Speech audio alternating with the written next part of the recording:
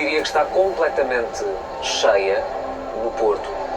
Uma grande mobilização para ouvir a entrada de António Costa na campanha do PS e vamos ouvi-la também.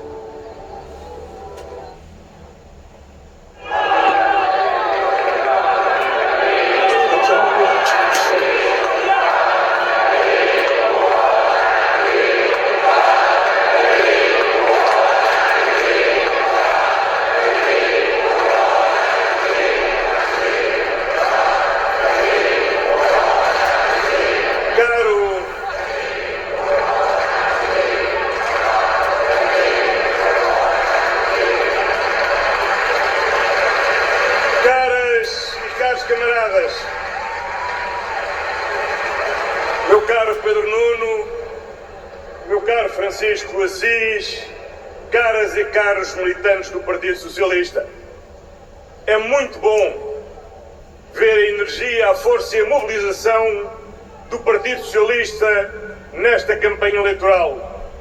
Mais uma vez, agora que a luta aquece, temos que mostrar a força do PS para vencer as eleições do próximo domingo e fazer de Pedro Nuno Santos o próximo Primeiro-Ministro do nosso país. Mas hoje peço-vos licença de, em vez de fazer um discurso, me deixem fazer, sobretudo, uma conversa. Não com os militantes do Partido Socialista, não com aqueles que já decidiram amanhã ou no próximo domingo votar no Partido Socialista, mas dirigir-me sobretudo àqueles que neste momento ainda não decidiram o que é que vão fazer. Àquela grande maioria que se recusa até a responder às sondagens. E àqueles que nas sondagens dizem que não sabem ainda aonde é que vão votar. Temos falado muito dos 8 anos da governação, mas o meu primeiro ponto que eu gostaria de recordar é que nestes 8 anos nós já fomos avaliados 2 vezes. Em 2019 avaliaram pela forma como tínhamos virado a página da austeridade e tivemos uma boa classificação, tivemos um bom mais nas eleições de 2019. Depois voltamos a ser avaliados em 2022, pela forma como enfrentámos a pandemia. E aí fomos ainda melhor avaliados. Tivemos mesmo um muito bom nas eleições de 2022. Agora, em condições normais, só deveríamos ser avaliados daqui a 2 anos e meio, em 2026. Mas a vida como é, e estamos naquela situação um pouco estranha, que é a do aluno que é sujeito a exame ainda quando não acabou sequer o segundo período.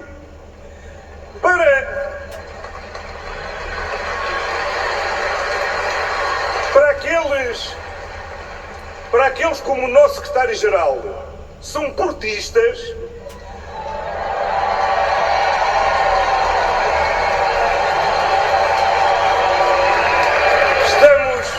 estamos naquela situação em que o jogo com o Santa Clara, em vez de ter chegado aos 90 minutos, tinha acabado aos 40 minutos. Ora bem, é a situação em que nós estamos. Em vez de nos deixarem chegar a 2026 para sermos avaliados, em vez de nos deixarem o jogo chegar aos 90 minutos, interromperam o jogo aos 40. Mas há uma diferença. É que mesmo aos 40 minutos nós vamos ganhar estas eleições.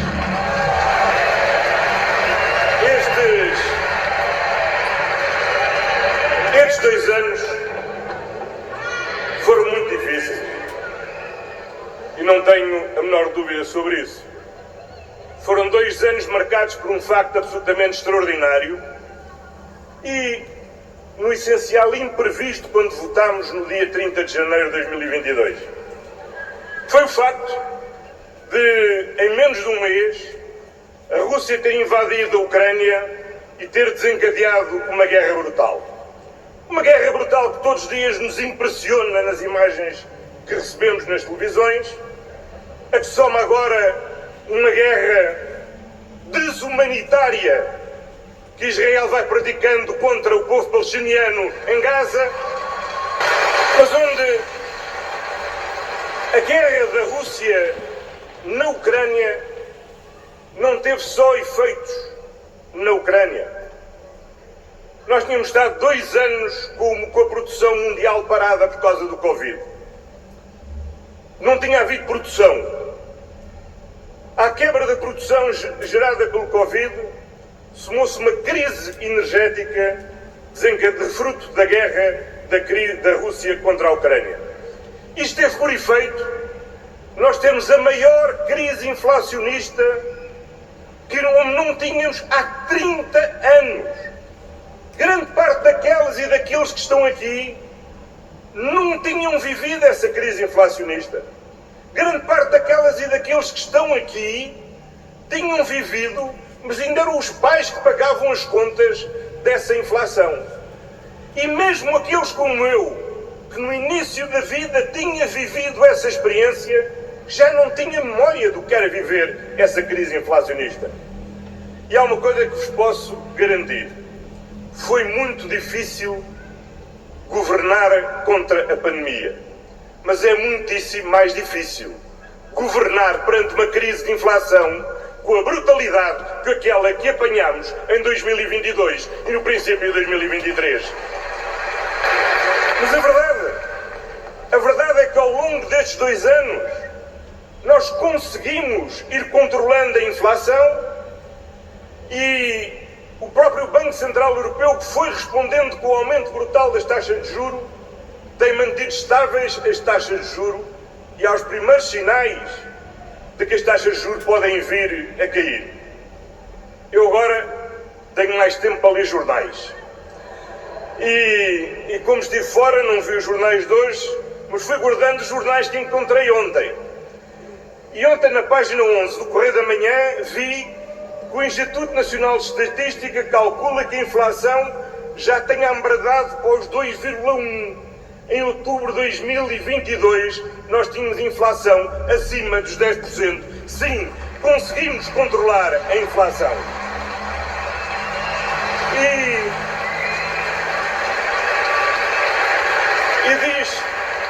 E diz-nos também o Correio da Manhã que a prestação da casa para aqueles que têm a taxa fixada há 13 e a 6 meses já começou a baixar ligeiramente e a perspectiva é que comece a baixar para todos. Isto significa o quê?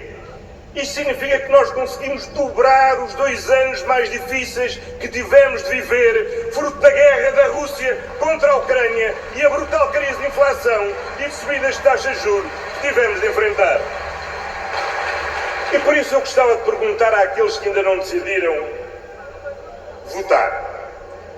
Será que vale a pena, agora que as coisas começam a endireitar, fazer uma mudança sem segurança, em vez de dar oportunidade ao Pedro Nuno Santos para continuar o trabalho que temos vindo a desenvolver, agora com mais energia, com um novo impulso, com novas ideias, mas sem mudarmos de rumo?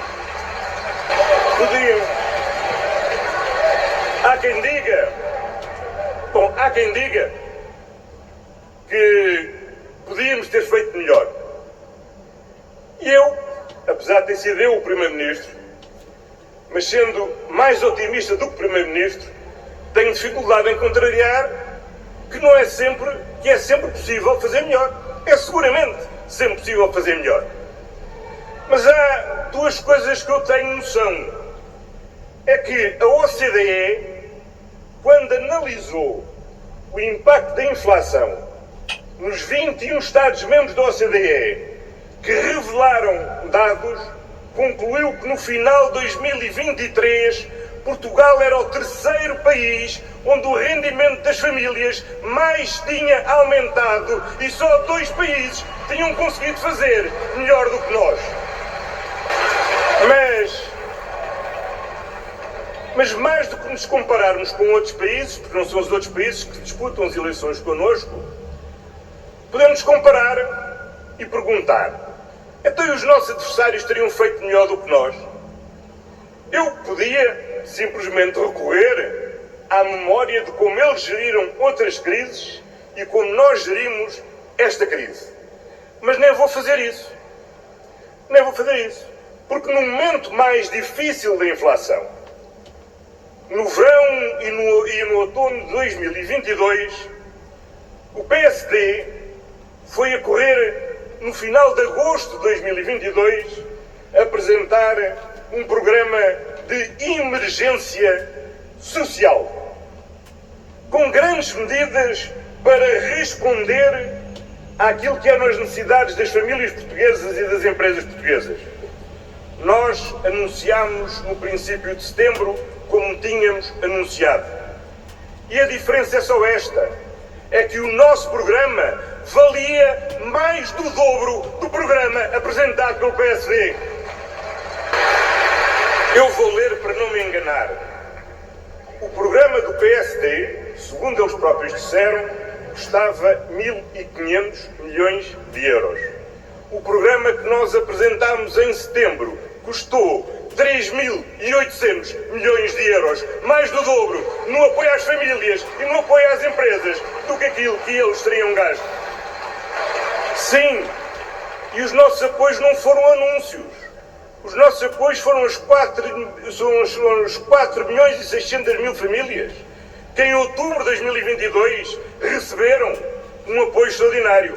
Foram todos os pensionistas que em outubro de 2022 receberam o pagamento antecipado de meia pensão. Foi 1 milhão de famílias de menores rendimentos que passaram a ter um apoio permanente. E a verdade é que eles desistiram em outubro de 2022, mas nós continuamos depois de outubro de 2022 e desde aí nós negociámos na União Europeia um mecanismo ibérico que garantiu que as nossas empresas tinham um preço de eletricidade que não era contaminado pelo aumento do preço do gás. Nós introduzimos o IVA zero na alimentação. Nós introduzimos um conjunto de medidas nos combustíveis que fez com que no mês em que o preço dos combustíveis foi mais elevado, foi em fevereiro de 2023, num depósito de 50 litros, os consumidores poupavam 17 euros entre os impostos que não pagavam ao Estado, porque devido às medidas que tínhamos adotado. E criámos o apoio a 237 mil famílias que hoje recebem um apoio para pagar a sua renda. E os funcionários públicos tiveram um aumento intercalar. E ao contrário do que eles diziam, os pensionistas receberam todo o dinheiro a que tinham direito e ainda tiveram um aumento suplementar. E é por isso, como tem dito o nosso secretário-geral, as portuguesas e os portugueses conhecem-nos. Sabem como é que nós gerimos crises e como é que eles gerem as crises.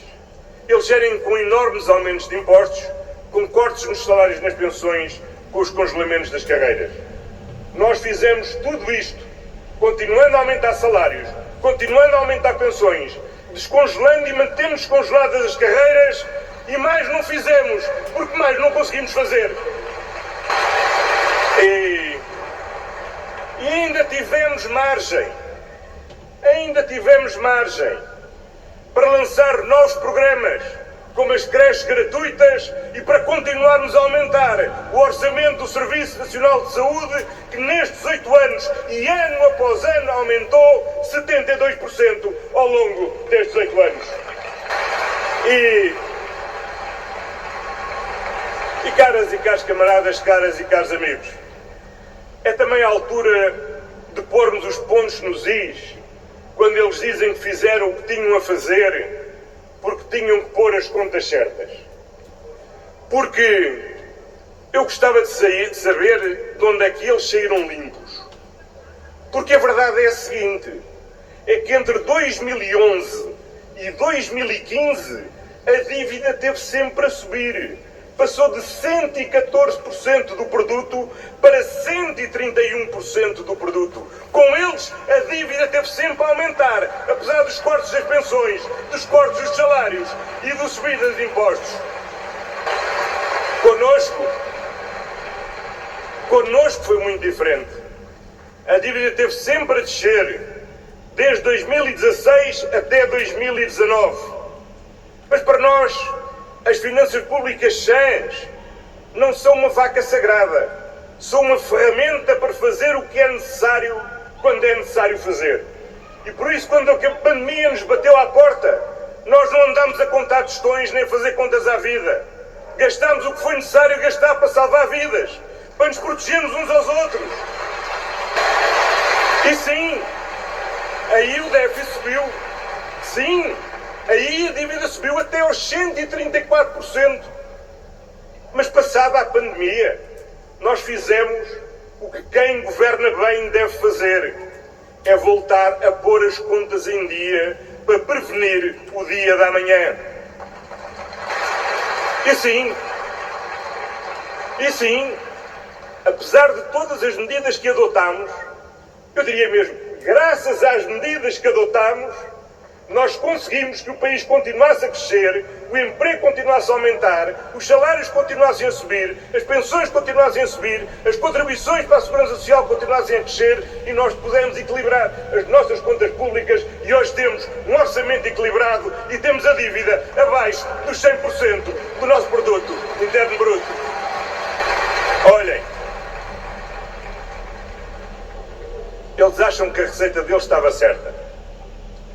Mas a verdade é esta, é que com a receita deles nem saímos do procedimento por déficit excessivo, nem do risco de aplicação de sanções, nem pusemos a dívida abaixo, nem conseguiram reduzir a dívida, nem conseguiram uma única agência de rating que os pusesse com um rating A para além da DBRS, e nós desde ontem à noite temos todas as agências de rating a notar com o título A a nossa dívida pública. Caras e caros amigos, o Pedro Nuno Santos, nosso secretário-geral, fez outro dia um desafio e disse: eu vou dizer 9 frases e vão fazer lá o fact-checking, vão lá aos polígrafos ver se as frases são verdadeiras ou não são verdadeiras. E eu, como tenho tempo agora, ouço os discursos do meu secretário-geral, disciplinadamente, e depois vou ver o que é que eles fazem com o discurso do secretário-geral. A primeira frase dele dizia assim: o país cresce mais. Resposta: verdadeiro.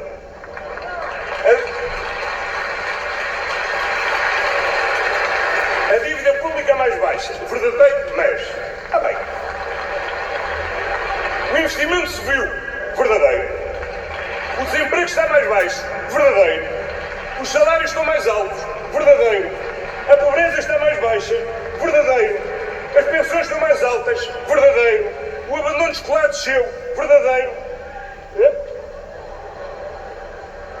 O número de alunos na universidade subiu. Verdadeiro. Mas tudo está bem? Não. É claro que não está tudo bem. Se estivesse tudo bem, podíamos ir todos para casa. Há muitos problemas que o país tem e há muitos problemas que nós estávamos a tratar de resolver. Não há nada mais sagrado para um socialista, não há nada mais sagrado para o PS que o Serviço Nacional de Saúde. E há uma coisa que não vale a pena... quererem-nos convencer, que é que quem votou contra a criação do Serviço Nacional de Saúde, quem nos governos do professor Cavaco quis acabar com o Serviço Nacional de Saúde e só não acabou porque o Tribunal Constitucional não deixou. Não se via um Serviço Nacional de Saúde. Mas só não acabou porque o Tribunal Constitucional não deixou acabar com o Serviço Nacional de Saúde.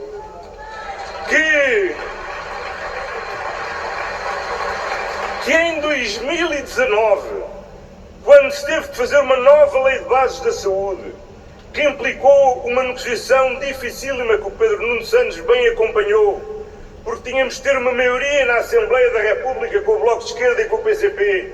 Mas, por outro lado, não podíamos ter a oposição do Presidente da República, que ameaçava vetar a Lei de Bases da Saúde, pois nós conseguimos encontrar uma Lei de Bases da Saúde que foi apoiada pela esquerda e que não foi vetada pelo Presidente da República. Mas ainda assim, quem é que não apoiou a Lei de Bases da Saúde? A direita, que continuou a votar contra a Lei de Bases da Saúde. E agora, desculpem lá, alguém acredita que eles vão tratar melhor do Serviço Nacional de Saúde do que nós temos tratado do Serviço Nacional de Saúde? Claro que a primeira prioridade foi o reforço da situação financeira do SNS. Chegámos a uma fase onde era essencial investir na gestão e por isso criámos a direção executiva e dou daqui um grande abraço ao professor Fernando Araújo pela sua grande coragem de ter assumido essas suas responsabilidades. Ainda em janeiro entraram em vigor duas reformas centrais para o futuro do Serviço Nacional de Saúde, que é o novo modelo das unidades locais de saúde e a generalização do modelo das USF tipo B. Ainda não passaram 2 meses e já querem destruir o que ainda agora começou. Deem a oportunidade de provar que com estas reformas o nosso SNS vai funcionar melhor do que tinha a funcionar anteriormente. Vou-me aproximando do fim. Para não sair da saúde. No fim de semana passado, agora também tenho tempo, também vou vendo da televisão. Eles passaram o fim de semana a falar e a dizer que tinham inaugurado 7 hospitais. Inaugurámos 7 hospitais, eles inauguraram 0. Bom, eu de memória lembrava-me que o 0 não era 0, porque pelo menos o Joãozinho foi começado, financiado, projetado, construído nos nossos governos e humildemente inaugurado por mim. Bom, já nem falo do que têm sido as obras em Gaia, no Hospital de Gaia, entre os cuidados intensivos, do centro materno. Bom, não falo. Mas, ver-me espécie, 7 hospitais em 4 anos. Bom, fui ver e o que é que eu concluí? Não havia um único desses hospitais que tivesse sido pensado, decidido, projetado, posto a concurso, cuja construção tenha sido iniciada nos governos do PSD. Todos os 7 tinham sido iniciados no governo do Partido Socialista. Mas porquê é que isto é importante? Isto é importante porque revela o que é que para eles significa governar. Para eles governar é inaugurar. Ora, qualquer político que tenha atingido a idade adulta sabe que só na poesia é que basta Deus querer, o homem sonhar, para a obra nascer. Isto é só na poesia. Qualquer político que tenha atingido a idade adulta sabe que para que a obra nasça há muito e muito trabalho por trás da inauguração. Eu que já inaugurei muitas coisas, devo mesmo dizer, é a parte mais fácil da vida política. E portanto, se alguém quer ir para o governo para fazer inaugurações, então aí mais vale dedicar-se a outro ramo de atividade. Porque o ir para o governo não é fazer inaugurações. Ir para o governo é termos de analisar e tratar dos 1000 problemas que temos pela frente. Fazer escolhas que são difíceis. Porque é que eu vou fazer a obra em Évora e não a obra no Algarve? Porque é que vou fazer a obra na Maia e não a obra em Gondomar? Como é que eu vou pagar esta obra? Não basta eu ligar ao Ministro das Finanças, porque o Ministro das Finanças também põe uma questão. E onde é que eu vou buscar o dinheiro para lhe dar o dinheiro para ele fazer a obra em Gondomar ou na Maia? E depois é preciso fazer o concurso para o projeto. E depois é preciso responder às providências cautelares. E depois o contencioso que se gerem cada um dos contratos. Depois é preciso aguardar pelo visto do Tribunal de Contas, depois o visto vem recusado, depois é preciso reformular, depois volta para o Tribunal de Contas. Depois temos o projeto, finalmente, temos que lançar o concurso para a empreitada. E depois o concurso da empreitada tem todos os incidentes, as providências cautelares, os chumos, o Tribunal de Contas, tudo isto. Bom, e finalmente a obra começa. Mas quando a obra começa, há muita coisa que pode correr bem e depois há muita coisa que pode correr mal. É o empreiteiro que veio com um preço esmagado para ganhar e depois não tem dinheiro para fazer aquela obra. É o empreiteiro que veio à falência. São os materiais que depois faltam porque a China fechou os portos e o material não chega. Depois, eu sei que alguns andam muito preocupados com a imigração, mas eu estou mais preocupado com a economia e com a falta de mão de obra. E a falta de mão de obra que faz parar muitas obras. Mas sim, isto demonstra bem a impreparação que a AD tem para governar. E não é por irem buscar inspiração aos anteriores primeiros ministros da AD que eles vão conseguir governar no dia de hoje. É porque o mais antigo não governou só numa era em que não havia internet, em que não havia providências cautelares. Ele verdadeiramente governou, conseguiu ganhar eleições quando só havia uma única televisão em Portugal, que era, aliás, comandada pelo seu ministro adjunto. Bom, quanto ao outro, em menos de 2 anos, percebeu que governar não ia inaugurar e achou que era melhor ir para Bruxelas. Bom, o terceiro até queria que eles o convidassem, mas eles não o convidam. E o último veio e verdadeiramente o que fez foi o truque que nós já percebemos que eles fazem.